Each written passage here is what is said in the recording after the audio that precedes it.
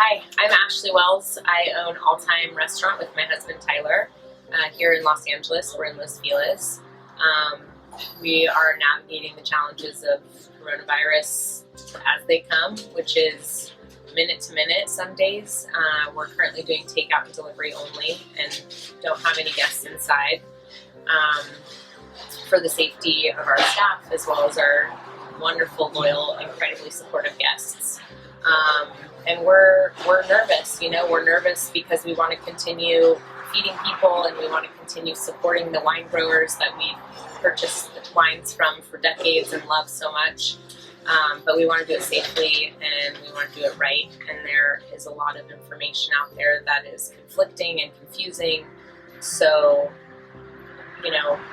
having a resource like Wine Education Council to get objective information and make some decisions or navigate these challenges with that is a really huge assistance.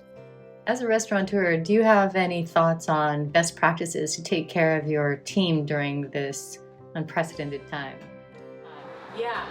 We've been, trying to adapt from minute one in order to protect both our guests and our staff, and that includes taking all the safety precautions that we can, sanitizing surfaces aggressively, wearing masks and gloves, not having anybody inside the building that doesn't work here, and keeping our staff really limited to a small group. The Coronavirus Aid, Relief, and Economic Securities Act, known as the CARES Act, was signed into law on March 27, 2020, intended to provide direct and immediate relief to businesses and individuals affected by COVID-19. Loan programs are available, an economic stimulus payment for individuals and families, as well as extended unemployment eligibility, plus an additional $600 per week in unemployment compensation. What are your thoughts on the creation of the Family First and the CARES Act that was put into legislation early March? They're dense pieces of legislation that affect every business differently.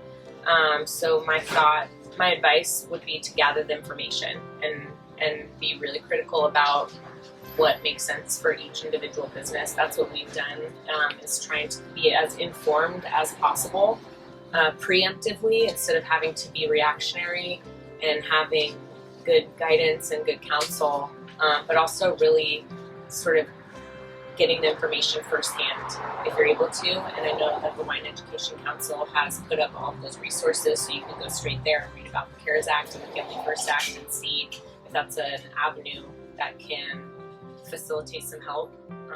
So that's what I would do. Do you have any resources that you would recommend for all of us in the industry? The Wine Education Council is providing really great objective information based on whatever city or county you're in, referencing the mayor and the council members in those jurisdictions, and looking to places like the United States Bartenders Guild, the National Restaurant Association, the Associated Press, resources like Wine and Spirits or the Wine Enthusiast or the Wine Institute, Wine Spectator probably have information that applies directly to the wine industry and can be supportive.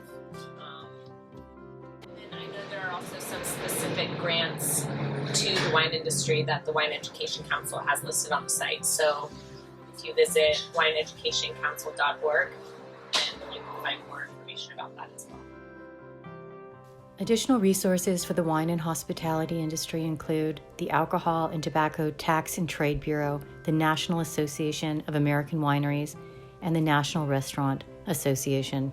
A sincere thank you to Ashely Wells for her time, and on behalf of the Wine Education Council, we hope that you and your loved ones are healthy and safe.